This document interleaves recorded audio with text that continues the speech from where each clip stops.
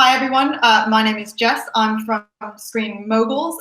Thank you for taking part in our first digital initiative session. We just set these up because we wanted to help out independent cinemas, really, in this time that is quite difficult for them. And one of the things that I think is quite useful for everyone to know a little bit more about is making the most of your digital marketing. It's going to be really important when it comes time to reopen, which is hopefully sooner rather than later. So I pulled in some other friends and companies that I know, and we pulled together these sessions. So I think we shall get started. So first of all, let me introduce Sarah Knowles and Joe Fox. Sarah is the social lead and Joe is the creative services lead, and they're from a company called Substance Global. I will let them introduce themselves because they can do it far better than I can. But what we'll do quickly is that they've got some slides, a quick presentation. We'll go through that. That'll probably take about a half an hour. And then we'll chime in with some Q&As. So if you have any questions, please do feel free to ask. There's a box up in the corner that says chat.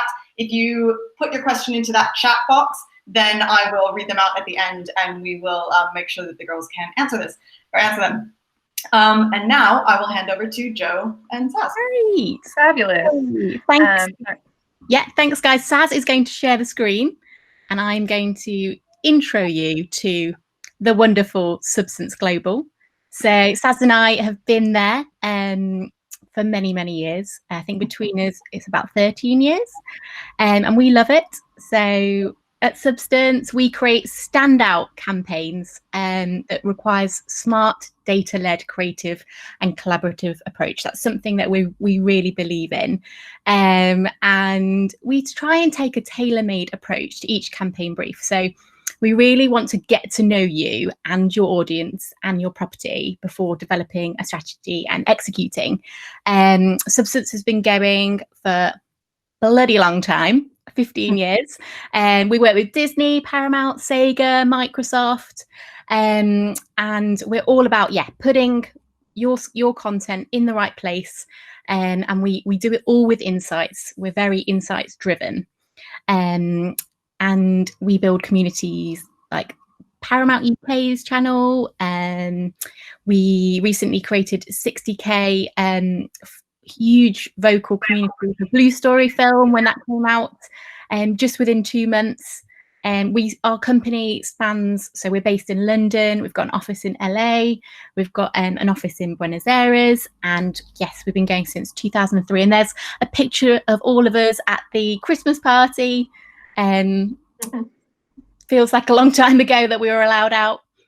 But yeah, we work with some really great clients. Like we have a lot of fun with them, and they let us do a lot of creative briefs for them. So we really enjoy what we do.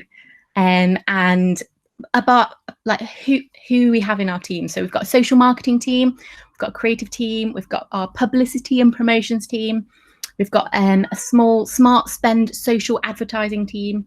We've got an insights team, and we've just expanded to an events and experiential team. So it's all very exciting at Substance Towers, even from home.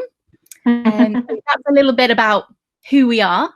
Saz and I are very much forefront in showcasing what we do, but I'm going to pass over to Saz. She is the social whiz, and yes, feel free to send any questions you want to know, you want us to hold or stop or whatever, just shout. Over to that.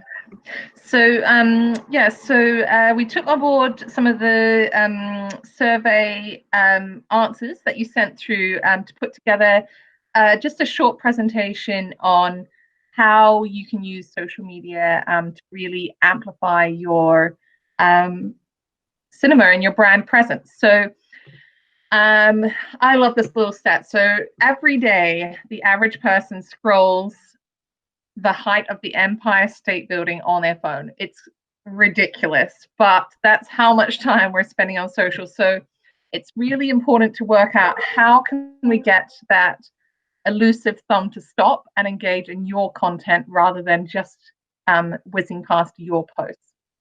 And the key to it is to put the right content for the right people in the right places and at the right time. And that's really the crux of it. So in terms of where are people, what platforms should you be focusing on? Each platform is very individual. So in terms of Twitter, obviously, as you all know, it's very good for tapping into relevant conversations and cultural events. It's very much a real-time, very private, very public forum. It's a good way to reach those broader audiences as sort of more of a broadcast. But if you're looking to do more of a community, more of a bespoke approach, you're going to want to be going for a platform like Instagram or Facebook. So on Instagram, engagement tends to be highest on Instagram because it's a very visual platform. When we're counting engagements, we're talking about likes, comments, and shares. Whereas on Facebook, you do tend to go more of a video approach like you would with YouTube. So Instagram is a really important channel, particularly when you're looking to engage with under 30s. And the great thing about Instagram is that there's loads of platform functionalities. And by that, I mean sort of different techniques that you can use Instagram to engage people. So that could be stories, it could be IGTV, so Instagram TV. You can do polls, you can do quizzes. It's just a really diverse platform in terms of all of the different things that you can do on it. Facebook is more, I would say, more of a homepage. So with your social presence, we imagine Facebook to be like a mini website. So this is where someone would go to as a very much a home page. So there's a clear call to action there. It's where you can get information.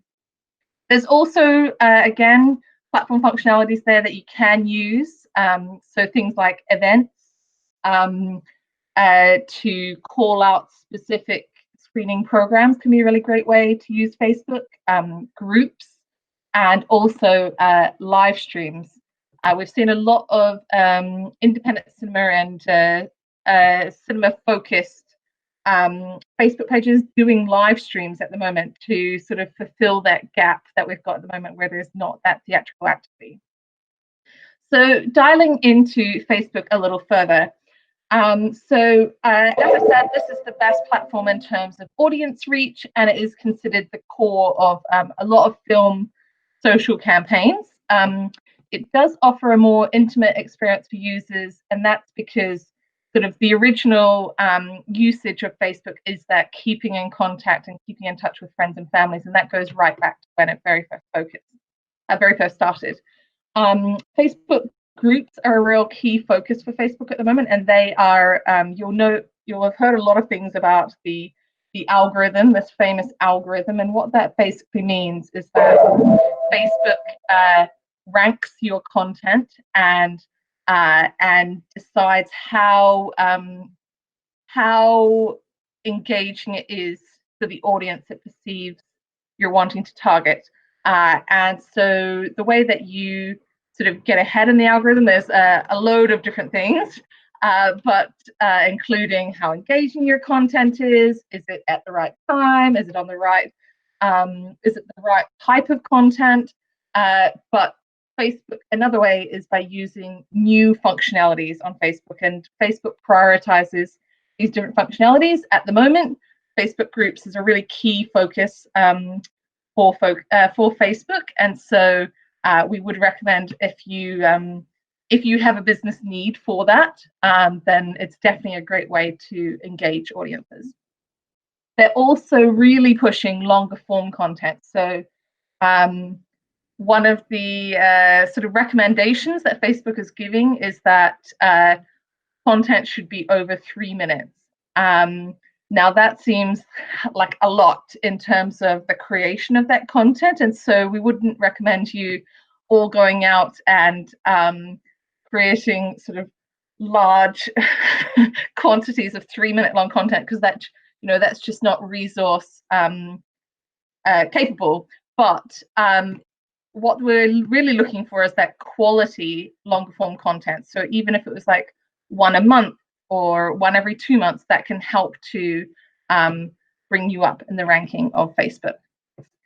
In terms of ad formats, there is a really large range on Facebook, definitely the largest out of all of the platforms. As I mentioned, it's got a real range of different live products which can be used by you. So I've just put together a couple of sort of quick wins that you could consider that you might not know about. So one of them is cross-posting. So cross-posting essentially is where you have a video, you can either give the rights to the video to an outlet, to another page, or alternatively, if you have the film studios, they can give you permission to use their assets on your channel, and it will appear to the public as if it's your own video. So it looks a bit more organic and a bit more native to your channel. But what it does do is those results, so you have the studio results, your results, and any other cross-posting results, and cumulatively they all add up. And basically, the more engaging Facebook thinks that your content is, this bigger set of reach and bigger set of engagement, the more that it will serve it to more people. So the performance just tends to increase. And this can be a really great way. We've seen some really great results recently where, you know, smallish pages have cross-posted with the film studios and have been able to get some really great results because you're just getting that additional audience to your content. So within the presentation that we'll send to you after this, we'll include a guide of how you can set up that cross-posting relationship. That's definitely like one of my #1 tips of what how you can help to amplify your content. In terms of the types of content on there, so there's loads, but just dialing down into images. So images can still really generate really large reach. And we've included in here the ideal aspect ratio. So that is 1:1, so square, or 4:5 is also the recommended dimensions. In terms of video best practice, so obviously we know that content isn't infinite, so you need to be really smart about the content that you're producing. So our top tips are revealing like your core messaging early and really prominently within the first 3 seconds is best practice. Focusing on the message, designing for sound off. So about 80% of people use Facebook with the sound off. So if you have the ability to add captioning to your content, that can only help to increase engagement.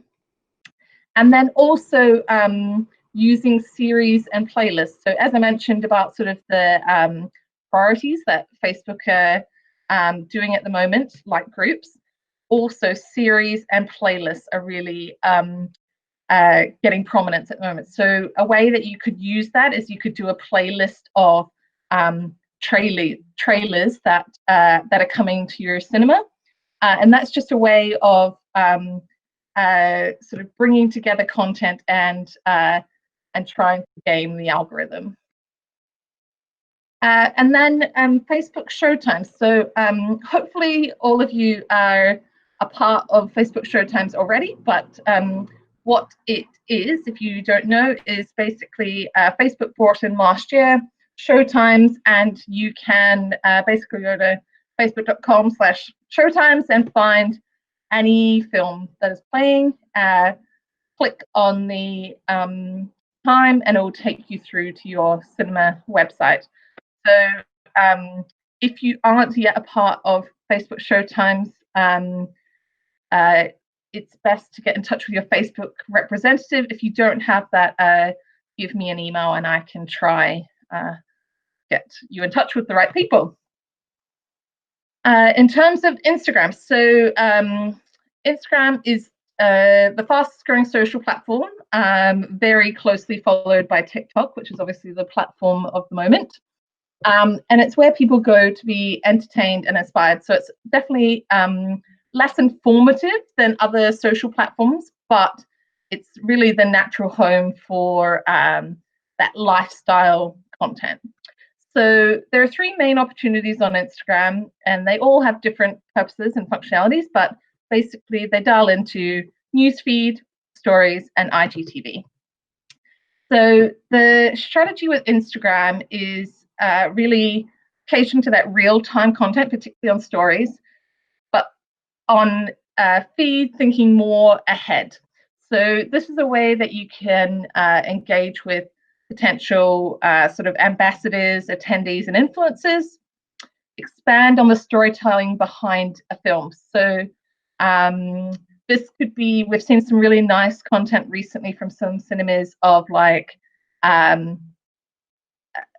why you love the cinema, and like videos of what makes you love the film, and just like sort of more curated content that really expands beyond just a trailer. Capturing real-time event moments, so this could be you know, if there's a screening or a special event, using stories to capture that. And it's a real mixture of polished and real-time content. So looking at the three sort of functionalities, feed. So this is your usual content place. So this is where you're scrolling through Instagram and that you will see your news feed. And then obviously when you go to the account, that's also called your feed grid. So with it, the content within that can be static, can be video up to 60 seconds, or carousel, both static and video. And you can also use it really creatively as a grid. So we do a lot of, and this can be really simple, you know, the premiering film, it could be the poster is then cut into 9 different squares and then creates this really bold look on your Instagram feed of like, wow, there's you know, something a bit different, something to really break up that constant scrolling. Stories. So this is very popular for sort of short, snappy content. It disappears after 24 hours, but it can be saved in highlights. So it's very a bit more off the cuff and doesn't require as much sort of intense aesthetic, I guess. But the great thing about stories is that there's a really huge range of interaction functionalities. So things like gift stickers, quizzes, question boxes, polls, sliders. There's a whole range of different things that you can do to create more engagement and create more retention with your audience. So we want people to be having fun with your content, you know, using the question box to get feedback on what do people want to see? Is there a screening program that you could bring in?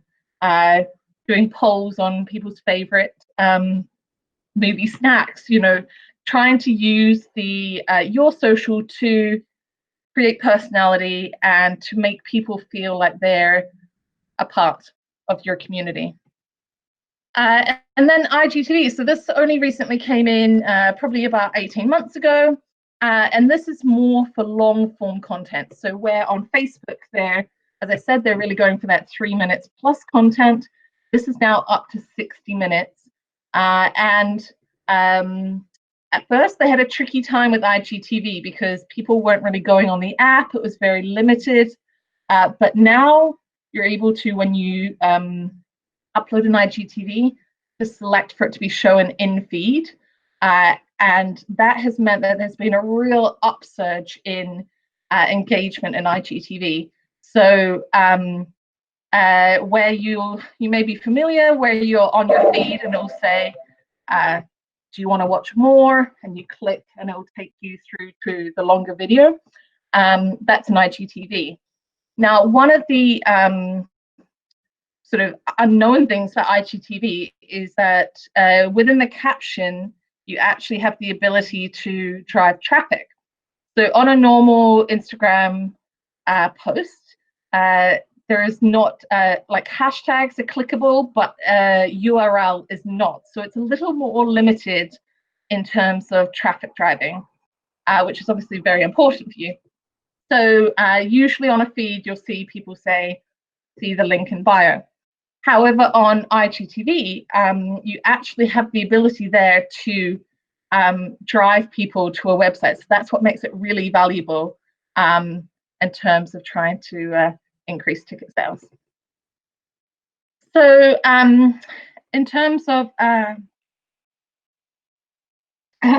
excuse me, so in terms of what you can do to increase your presence on Instagram, there's two sort of new tips. One is highlights. So as I mentioned, stories are only available for 24 hours. However, you can save your stories to your profile and link to them for them to stay there indefinitely. And so this could be around certain themes or events, but it's a really great way to make sure that that content is evergreen. Then this is one of my favorite things. So obviously, you may not have content teams or digital designers or anything like that. So this is a really great tip for being able to brand your story content. So we'll again send over the full details, but essentially you're creating a branded sticker so that, as you can see here with the Universal logo, that you can just brand up your story content and make it look really consistent and really sleek. And that's one of our favorite things to teach. So looking at best practice, so it'll be interesting to hear how you're currently doing your social media, but one of the key things we find is making sure that you keep all of your plans in one place. So whatever works for you, obviously do that, but we recommend doing Google Sheets. And within the Google Sheets, just really simply having like day, time, copy, and asset link so that anyone can pick it up, have a look, and know what is going out on all the channels. Now, there are tools like Hootsuite and Sprout and Buffer that work really well as well. Obviously, there's a cost associated with those. So Google Sheets is what we use, and it's just as good as any other. However, it is worth noting that you can also save posts within Creator Studio. So that could be another way that you do your content. So Creator Studio is a one-stop shop for Facebook and Instagram. So it probably came in about maybe about 5 months ago. And basically it is on Facebook. You can go there and see your page, publish content, analyze how your content's performing, and do all other manner of things. So look at monetization, rights manager, sound collection. It's your one-stop shop of how to run your social media on Facebook. On Instagram, very recently, I think within the last month, they've now added the ability to schedule and track your Instagram account as well. And that's been really a game changer, because prior to this, you were typically having to schedule your Instagram on tools like Buffer or Sprout, or do it in real time on the platform. So this has really helped to get more sort of process in place for Instagram for us. So there's all manner of tutorials you can do, but when this is over, definitely take a look at Creator Studio. So just a few tips in terms of best practice. So this really depends on your channel, and you know, if you we'll come to it later, but definitely we would recommend doing an audit of your channel and seeing what works best for you. But these are sort of some guidelines based on our experience. So in terms of cadence or how often you should be posting, the answer is really like as much as you have engaging posts. It's really about quality rather than quantity. Typically, we would do about 3 to 4 posts a week. However, we do have some clients that only do 1 post a week. So it just really depends on what resource you can put behind your social campaigns. In terms of timing, typically in the UK, it's about 8 a.m., 1 p.m. and 9 p.m. It's all shifting around at the moment, obviously during coronavirus, but you can view your channel's specific best time to post in your insights section on Creator Studio. So definitely take a look at that because it's really interesting what times are for each page. Then in terms of copy, we normally recommend keeping it below 200 characters. So anything that's below the fold of see more is going to get missed. So we try to keep it really tight. And 2 to 4 hashtags are normally best for Instagram. In terms of organic versus paid, so it's quite a depressing stat, but a page's average organic reach is only about 6.4% of the page's total likes. So you definitely are going to need to put some spend behind your posting.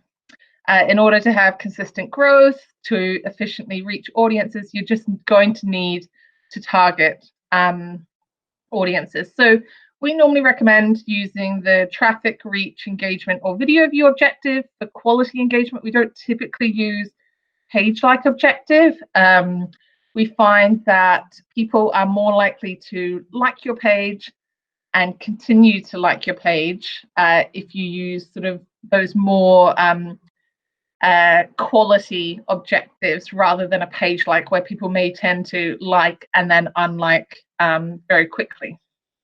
Now, you don't need to be spending thousands and thousands on paid spend. In fact, some of our clients, we only spend between 10 to £100 on any post, and we sort of are looking at about an average at the moment for click cost per click, which is obviously for traffic, so driving to your cinema site or to home entertainment or the like, is around 10 to 20p per click. So there's not massive amounts of spend required to sort of get cut through on paid. So a little bit about the targeting that you can do. So there's 3 main types of targeting that you can do. Demographics, so that's things like age, gender, life events. Do they have 2 children? Are they about to get married? That sort of thing. Then we have interests, and this is obviously a really key one, particularly if you're advertising around specific films. So you can target based on interests like film, sport films. And it can get very niche. So it's really interesting to have a look into what targeting is available. And then finally, geography. So you can do location-based targeting, and that is to about a 2 to 5 mile radius. So this can be really efficient for cinema advertising if you are wanting to go around a specific location. So one of my top tips for paid is to utilize dynamic advertising. So this is something that's recently come in and essentially allows you to optimize between a range of copy and assets. So the Facebook advertising system will create sort of a combination of the best copy, the best asset, the best headline in real time. And so it can change over time due to popularity. and then it will display the ad to try and get sort of the best possible result for you. Essentially an A/B testing, but it's more like a ABCDE testing. So this can be a really great way for you to test and learn what is working best for your page and for your accounts. And it's definitely sort of the main takeaway of this is like, just test and learn. It doesn't take a lot of money. Even if you're just testing and learning like £20, you can get a few more insights into your page and who's engaging with it and who can you target further. So I spoke a little earlier about auditing. I think that as Joe mentioned, one of the main things, or one of the main approaches that we have, is insights-based social creative and social campaigns. So it's really important to know which channels you have, who they're reaching, and are they performing. So finding out, is your content right? Is it the right type? Is video really resonating with your audience versus statics? What kind of video? Who is your engaged audience? And also really doing an audit of, are your channels as optimized as possible? It's really easy to for your channels to become quickly out of date, making sure that you've got the most current link in your bio, making sure that your about is really up to date, making sure that you've got all of your buttons on your Facebook page up to date and working. So we recommend auditing your channels sort of every 6 months or so to really make sure that that your strategy is on point, because as we know, social is like ever evolving and can change really quickly. So it's really important to keep atop of it and make sure that your social is working for you. Then in terms of creative best practice, Joe, do you want to take us away? Yep. Yeah, sure. So we have a fabulous creative studio here at Substance Towers, but obviously work with what you have. Here are a couple of little tips. So we always try and make sure our title treatment is upfront, so it's the first thing you see, and in videos like first 3 seconds, and we make sure we mention any key kind of affiliations and prestige. So it could be, you guys work with a lot of festivals and stuff, so any of those really big logos that you have, or any awards or stars that you have that are really going to catch people's attention. We make vertical versions for Snapchat and IGTV and stories. We always tend to kinetically caption. For those listening without sound, we'll go on to that in a minute, show you some examples. And we found that when we show emotional moments up front that kind of trigger some feeling, we get better results. So it's always, if you can try and be a bit more creative with what you're showing. I know that it's always quite good when you're keeping things short, just kind of take the time to pick out the best moments. And then the formats, 4x5, 9x16 and 16x9. Saz mentioned the formats earlier, just making sure you're creating formats for the right platform. But we'll go into some examples. So here's a couple. I think, Saz, if you refresh, I've made that a GIF, so you don't have to play, maybe, but I'll talk anyway. So reviews are a key motivator for the cinephile audience. So make good reviews, prominent and eye-catching. So we try and have pre-release review videos, focusing on critical acclaim, so any quotes from publications or maybe film festival awards, and then we tend to have kind of post-release videos. They could be made up using fan reactions from social platforms, so it's really easy, and this works really well for the younger audience as well. They really resonate with creative where they can see people they know have liked something. So for example, we have had it a lot. The God's Own Country example that was on screen a minute ago. This was specifically targeted at 18 to 35-year-olds. And so we made sure that we picked out publications that they were familiar with. It kind of helps with connection.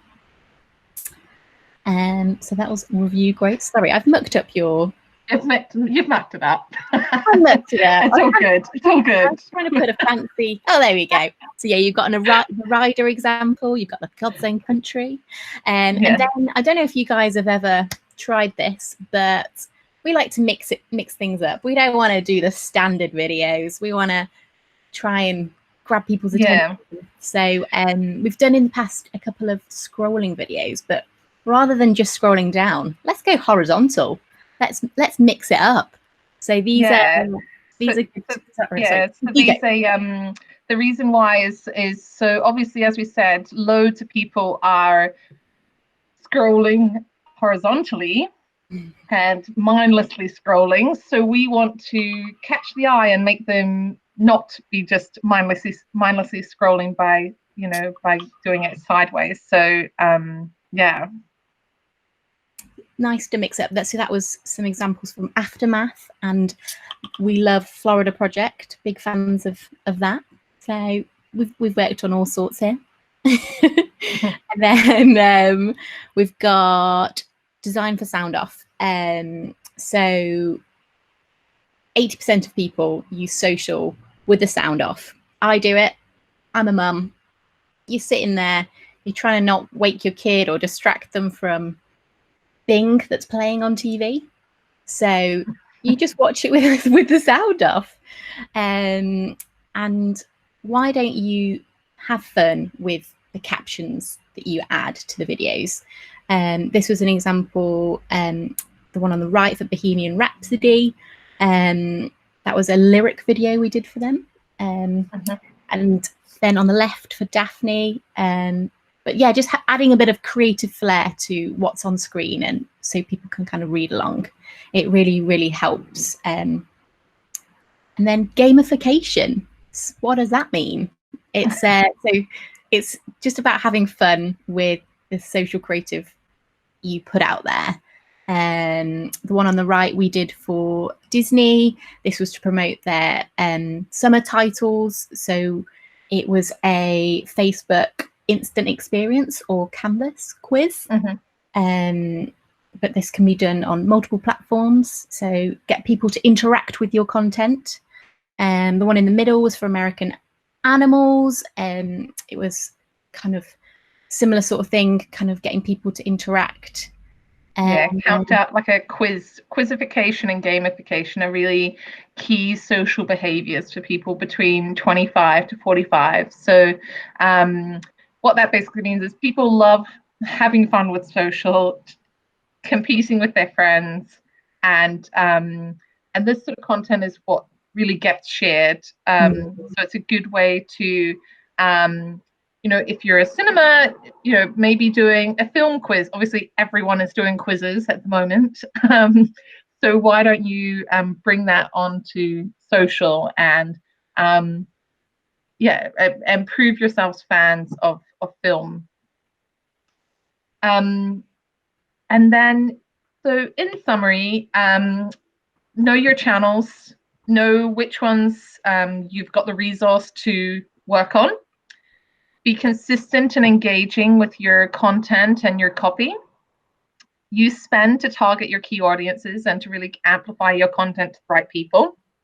Make sure you're utilizing every part of the platform. Have an explore. That's sort of one of the best ways that we get our creativity is by just having a play on social and seeing what's possible. And then capture attention with your creative. Don't just have a film poster. See what else you can do with it. And then we'll go to questions, but definitely feel free to add us or send through any questions to us as well, because we'd love to help. Definitely.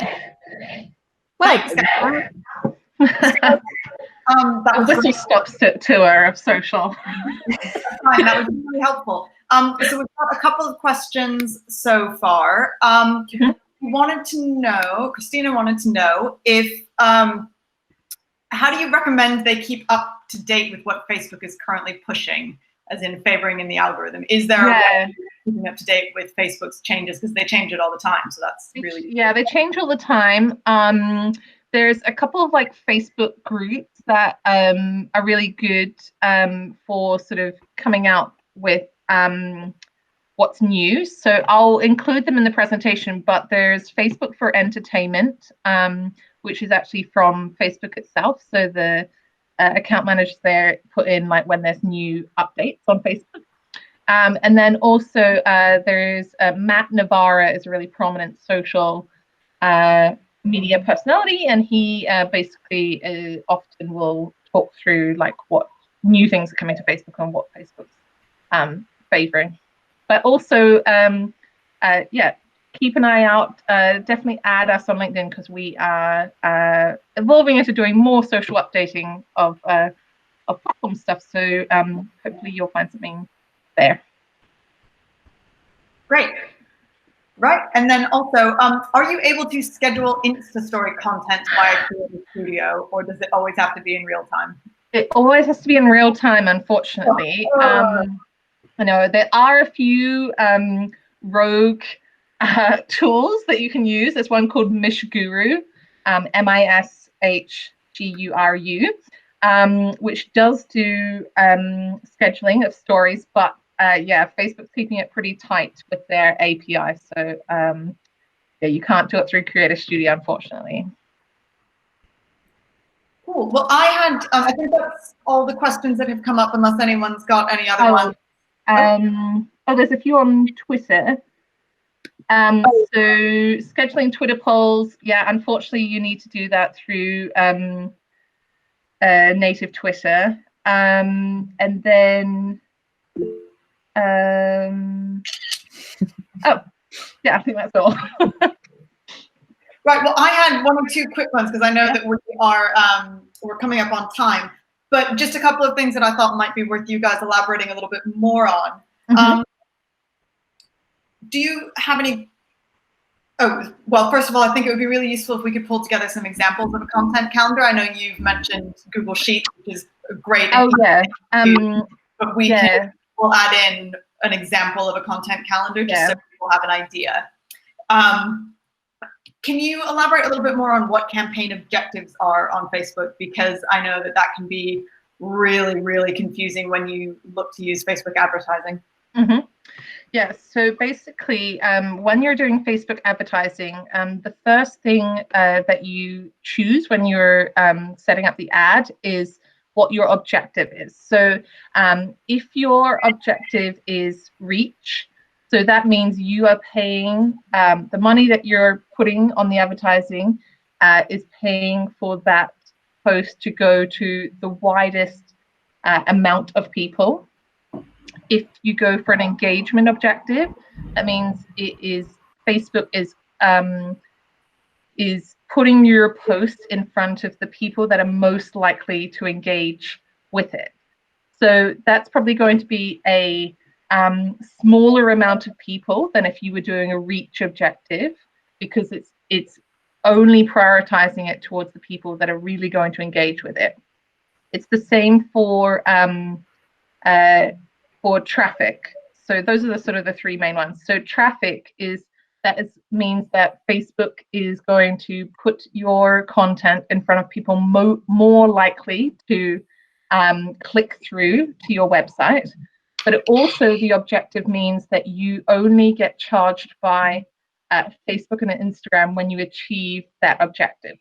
So in the case of reach, it will charge you for each person that sees your content, and that may only be for 2 seconds. So that's something to consider. It's quite a sort of vanity metric.